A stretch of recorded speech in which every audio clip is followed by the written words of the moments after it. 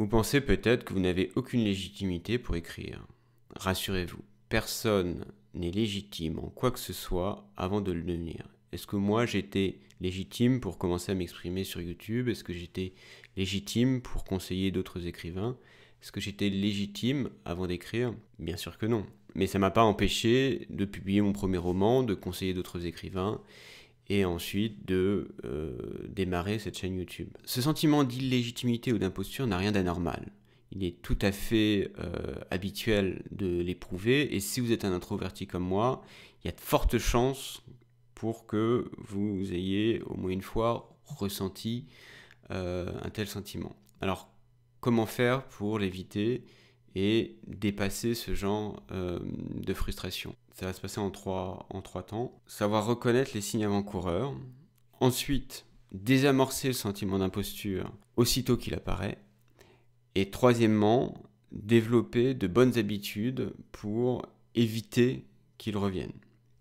Alors d'abord, reconnaître les signes avant-coureurs de ce sentiment d'imposture qui vous embête. Vous comparez vos premières tentatives aux chefs-d'œuvre que vous admirez. Et bien sûr, la comparaison ne joue pas en votre faveur. Vous travaillez trop pour compenser votre sentiment d'insécurité, ou à l'inverse, vous repoussez le moment de vous mettre au travail pour ne pas vous confronter à la peur de l'échec. Vous dénigrez vos propres accomplissements et les attribuez à de la chance ou à tout autre facteur externe. Vous cherchez l'approbation de quelqu'un que vous admirez, et quand il vous fait un compliment, vous dites qu'il veut simplement vous faire plaisir ou être gentil, et du coup vous ne le croyez pas. Vous n'osez pas demander de l'aide parce que sinon vous auriez l'impression de tricher. Le meilleur moyen d'éviter ce sentiment d'imposture est d'accepter de vous tromper et de faire des erreurs. L'erreur est féconde, à moins de la craindre et de se condamner à ne pas avancer en refusant d'en faire.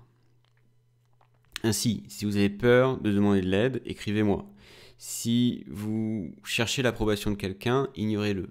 Si vous comparez à quelque chef-d'œuvre que ce soit, évitez d'y penser. Si vous vous dénigrez, rappelez-vous le chemin parcouru depuis vos débuts, etc., etc., etc. Ne vous comparez à personne, surtout en littérature. Le but d'un écrivain est de créer sa propre orbite, c'est d'être le plus personnel possible.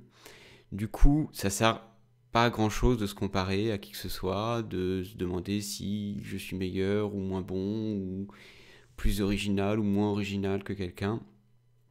Il n'y a pas de comparaison possible. C'est compliqué de comparer Proust, Stendhal, Balzac, Zola, qui vous voulez. Ils sont très différents. Donc, le mieux que vous ayez à faire, c'est d'essayer de voir à quel point vous pouvez vous différencier des autres, à quel point vous pouvez approfondir votre propre personnalité et voir, voilà, où ça vous mène. Et oui, ça implique un certain sentiment de solitude, mais c'est pas parce qu'on est tous solitaires, plongés comme ça dans nos traitements de texte, qu'on ne peut pas être solidaires les uns des autres.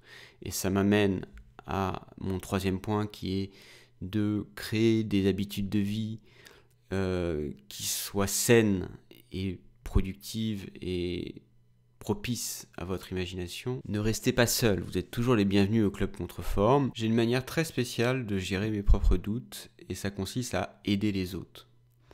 Parce qu'en fait, ça vous fait du bien, tout simplement. Essayer de résoudre les problèmes d'autrui vous pousse à formaliser un certain nombre de choses qui restaient à l'état latent jusqu'à présent.